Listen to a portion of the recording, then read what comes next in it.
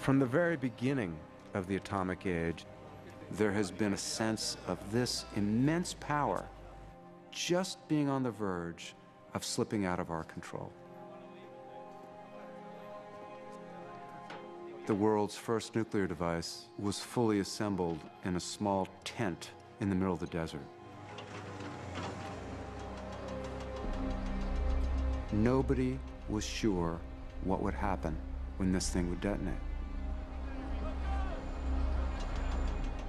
They were even concerned that when the first nuclear device detonated, the Earth's atmosphere would catch on fire and every single living thing on Earth would die.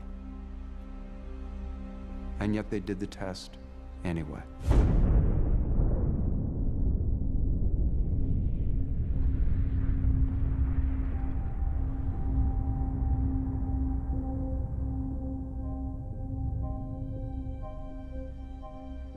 After the war ended, an engineering section of the nuclear weapons program became known as the Sandia Laboratory. And Sandia became America's first atomic bomb factory. I realized if I joined Sandia, I would be working on atomic bombs. And that was okay with me. We were driven by the fear of the Soviet Union. You couldn't talk about what you did outside of the tech area, but you could feel a sense of this is the #1 national priority. The early atomic bombs were essentially handmade. And if you wanted to use one, it would take days for a team of 20 or 30 people to put it together. My computer was a slide rule. You ever seen a slide rule, anybody? We pressed and pressed to improve the early product, to make it smaller and more deadly. Anything we conceived of, the military wanted, and money was free.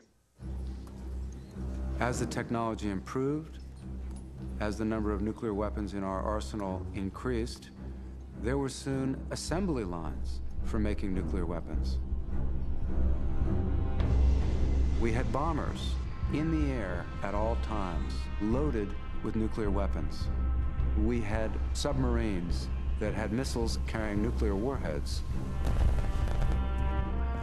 It was feared that the Soviets would have far more missiles than the United States, so we went on a huge missile building binge.